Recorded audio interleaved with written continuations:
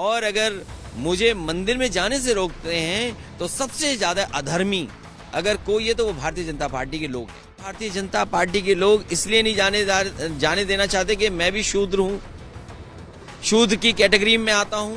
उनके जो हो रहे हैं उन कार्यक्रमों में शामिल होने गया था, लेकिन बीजेपी और आरएसएस के लोगों ने वहां जाने नहीं दिया। काले झंडे दिखाए, नारे लगाए। कैटेगरी में आते कि नहीं आते हैं, कम से कम योगी मुख्यमंत्री ये बात बताएं। छोटे मियाँ तो छोटे मियाँ, बड़े मियाँ माशाअल्लाह, कोई कहावत है इस तरह की। मुख्यमंत्री ने खुद शपथ ली। वो भगवान विष्णु के नाम पर स्टेडियम बना था। उन्होंने पूर्व प्रधानमंत्री अटल बिहारी वाजपेयी जी के नाम पर कोई काम तो किया नहीं, क्योंकि वो अगर काम करते, उनके सम्मान में कुछ बड़ा काम करके दिखाते तो शायद नाम रख सकते थे उनका। समाजवादी पार्टी के राष्ट्रीय अध्यक्ष और यूपी के पूर्व मुख्यमंत्री अखिलेश यादव आज कन्नौज आए हैं। परिजनों से मिले हैं, उन परिवारों के जिनके घर वालों ने शहीदी दी है पुलवामा अटैक्स में। अखिलेश जी, बहुत स्वागत है आपका। आप आज यहाँ पर आए हैं, परिवारों से मिले हैं, क्या सांत्वना दी? वहाँ कश्मीर में मजदूर काम करते थे और एक आतंकवादी हमले में उनकी जान चली गई। सरकार ने कई बार दावा किया कि उन परिवारों की मदद होगी, लेकिन हर आश्वासन झूठा निकला और जो मदद सरकार ने करनी चाहिए वो सरकार ने अभी तक मदद नहीं की है। पार्टी के हमारे सभी संगठन और पदाधिकारी लोगों ने कहा कि पार्टी की तरफ से कुछ मदद होनी चाहिए, तो दोनों मजदूरों की 1-1 लाख रुपए से मैंने मदद की है। मैं उम्मीद करता हूं कि सरकार भी मदद करे, और सरकार मदद में भेदभाव कर रही है। ये सरकार वो है जो किसी की मदद नहीं करना चाहती है। मुझे याद है कि बलवंत सिंह के परिवार की जिस तरीके से पुलिस ने मार मार के हत्या कर दी, कस्टोडियल डेथ थी वो। बीजेपी के सांसद, बीजेपी के लोग चाहते थे मदद हो परिवार की, लेकिन सरकार ने कोई मदद नहीं की।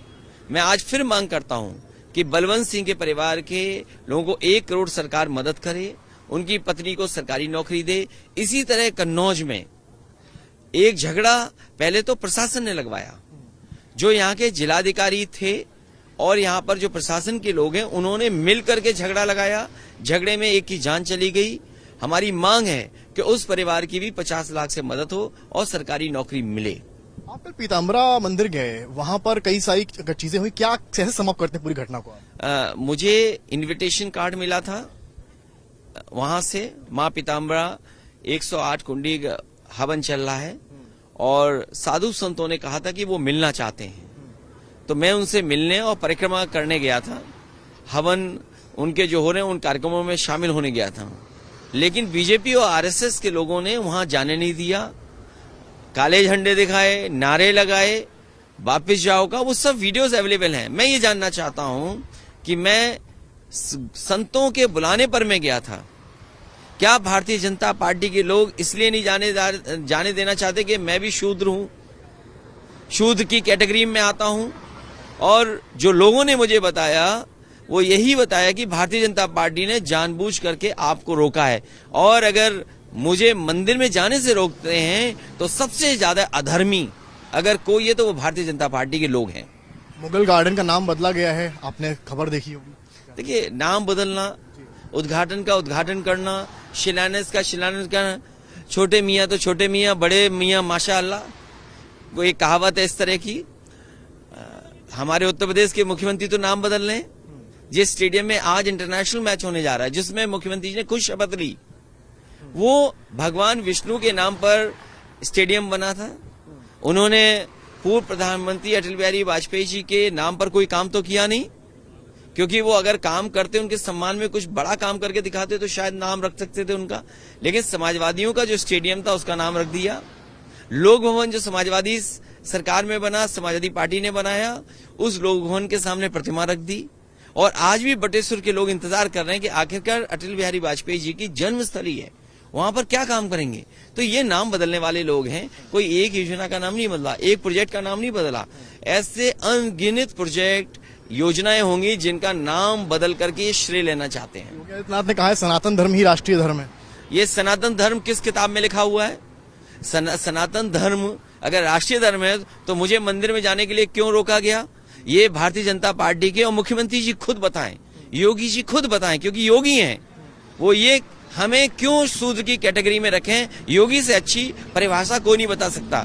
अगर सनातन धर्म की परिभाषा दे रहे हैं, हिंदू धर्म की परिभाषा दे रहे हैं, राष्ट्र से जोड़ रहे हैं सनातन धर्म को, तो योगी जी हैं होकर के मुख्यमंत्री हैं, वो संविधान की शपथ लेंगे। हम समाजवादियों के लिए सबसे बड़ा धर्म बाबा साहब भीमराव अम्बेडकर जी ने जो संविधान दिया, वही संविधान हमारा सबसे बड़ा धर्म है। और हम शूद्र की कैटेगरी में आते कि नहीं आते हैं, कम से कम योगी मुख्यमंत्री ये बात बताएं। बीबीसी की डॉक्यूमेंट्री आई गुजरात राइट्स पे, उसको बैन किया गया। पीएम ने कहा डिवीजन नहीं होना चाहिए। ए भाई, तुम कितना दिखाओगे? आप कितना दिखाओगे? ये सब दिखाओगे कि केवल इंटरव्यू लेकर के आप आर्काइव कर लोगे?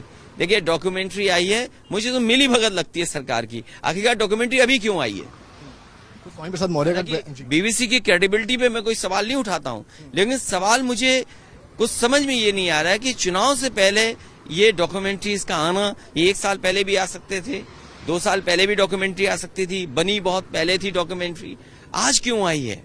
ये सबसे बड़ा सवाल है। तो स्वामी मौर्य से मुलाकात भी हुई है, उनका एक बयान चर्चा में है लगातार, उस पर आपकी कुछ टिप्पणी? मैं तो सदन में मुख्यमंत्री जी से पूछूंगा कि अगर स्वामी प्रसाद मौर्य जी ने जो बातें कही हैं, क्या वो दोहा वो सदन में पढ़ सकते हैं? अगर वो सदन में पढ़ सकते हैं तो मैं जानना चाहूंगा कि आखिरकार क्यों लिखा है ऐसा।